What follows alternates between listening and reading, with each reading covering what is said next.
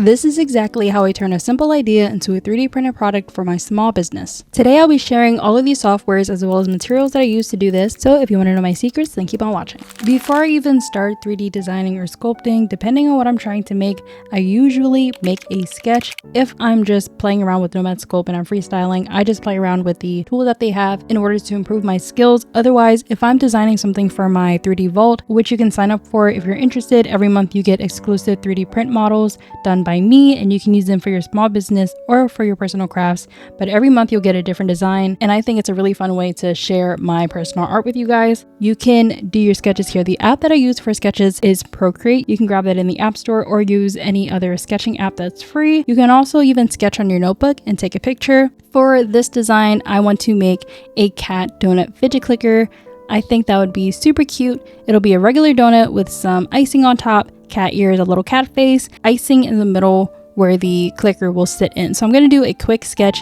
It might not be pretty because it's a rough draft, just to give me an idea of what I want it to look like regarding the shape and the style. And let's do this together. You'll be able to see this in real time, sped up. You can always skip this part if you want, but if you're interested in seeing a little time lapse of my sketching, then feel free to continue watching.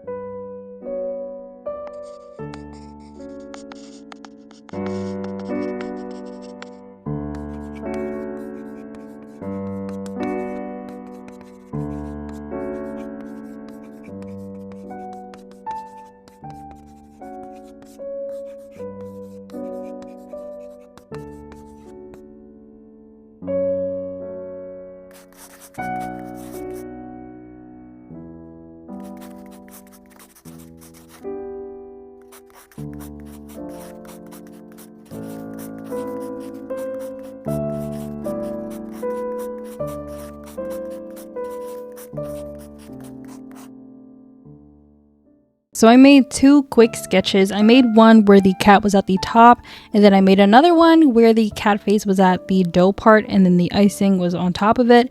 I'm not really sure which one I like best. I think I like this one better than the other one, so I might just make a cat donut fidget clicker based off of this one used as a reference. Now I'm just going to upload this as a reference image in Nomad Sculpt and show you how I get started with sculpting.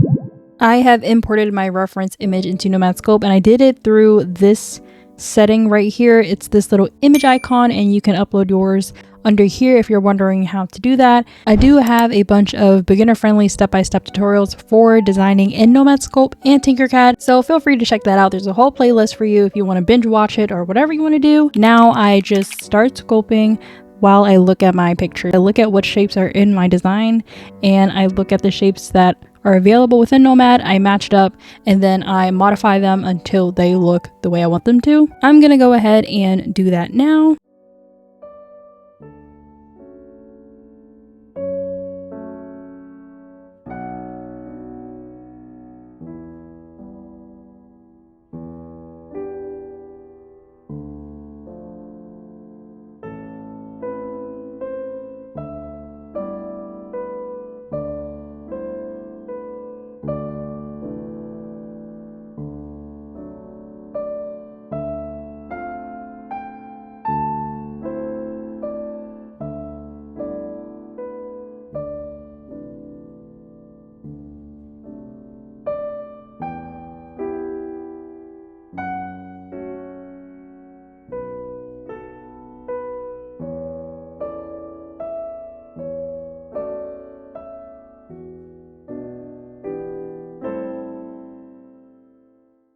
This is the finished result. I did want to make the icing a bit smaller. I feel like it's kind of thick, but I'm gonna leave it at that. This is how it came out. I made that little icing swirl at the top, and then I have my little cat donut at the bottom. I'm leaving this bottom flat because I do need a housing area for the actual fidget clicker to sit in, and then I'll put the icing on top. So this icing part, it'll go like this, and click into the cat. The next step to actually make this a fidget clicker is I use one of my fidget clicker cutouts that I have. I have a bunch of different cutouts that are available for you to use if you decide you want to try to design your own 3D print products. The bundle makes it easier for you to design, and I'm going to show you an example of how you can use it within Nomad Sculpt. After I've designed everything, I make sure that I have it saved. Always make sure that your projects are saved, or you can also turn on autosave if you'd like. But I go to this tab right here, the Files tab, and I hit Import.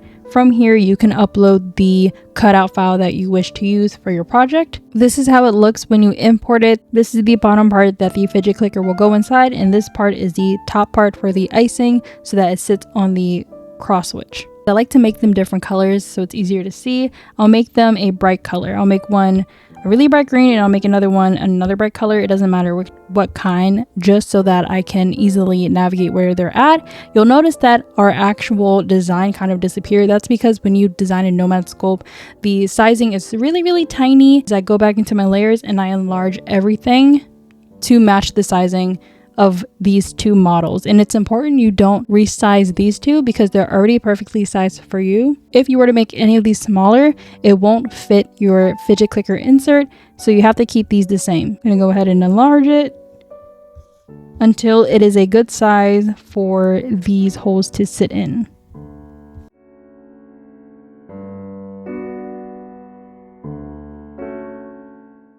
And then really quickly, before I make any adjustments to it, I'm going to show you how it looks when you group them together. I'll hide this and then I'll group them with this one and show you how it looks. This is how it looks after we cut it out. After that, all you have to do is export it and print it. But this is how I use my cutout files within Nomad Sculpt. You can also do it within your slicer instead. So you can upload your model and then cut out your negative space within your slicer. However, if you'd like to do everything within the same app, this is how I would do it. I'm going to go ahead and make adjustments to this, finish it up, finalize it, and show you what I use to print these out. Okay, so I have two different 3D printers. I have the Bamboo Lab A1 combo with the AMS light.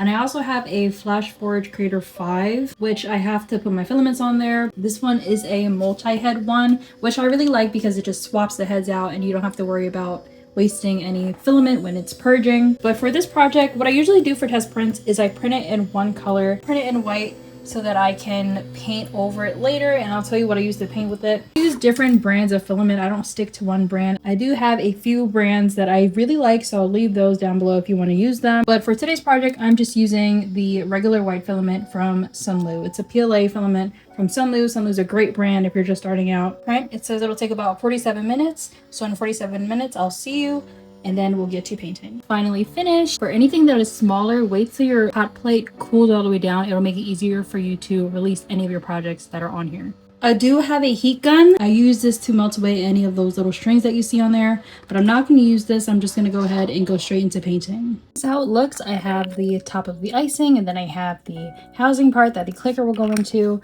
Of course, for the monthly file, if you decide to sign up, you will get the multicolor version, the 3MF, OBJ, and STL file of this. So you don't have to paint it. You can print it as one color, or you can print it as multicolor and select whichever color you want each part to be. Paint on this. I don't really do any prep work. A lot of people do recommend doing prep work if you decide to go this route and you plan on selling the finished product. However, I'm just doing this as a test, so I'm going right on top with some acrylic paint markers. These are the acrylic paint markers that I use. I use it in all my short videos. A bunch of people have been asking me which ones they are. These are the Shuttle Art paint markers. I really love these. They're super pigmented and I don't really have to layer them that much. There's a bunch of colors to choose from, but these are the ones that I'm using. After this, I go ahead and I seal this with some resin, cure it, and then I'm done.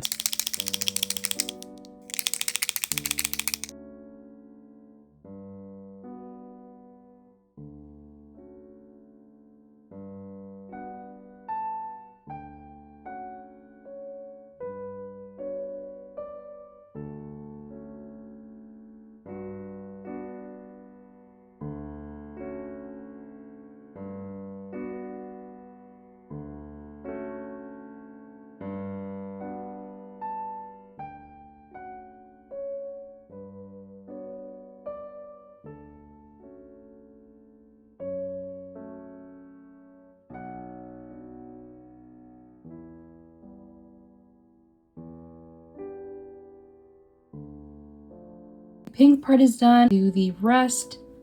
Then I'll add some resin and we'll assemble it together. Here's how it looks after. I could have did a thicker coat of resin right there, but that's okay. This is just a test print and I wanted to protect the paint. It came out super cute. Now I'm gonna assemble it with the clickers that I got. And the clickers that I got are actually from Amazon if you want to grab the same exact one that I have. Everything that I'm using in today's video will be linked to this video.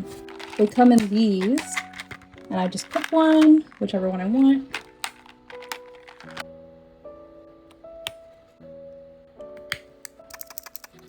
Super cute. That is all I have for you today. Hopefully my process helps you out if you're stuck with how to start designing, where to begin, and what to use. If you have any questions, please leave them in the comments below. I read all of my comments and I love helping others out. If you're looking for more detailed courses or classes, I offer them and I'll leave them below as well. I'd love to have you join. I hope to see you in my next video, but until then, goodbye.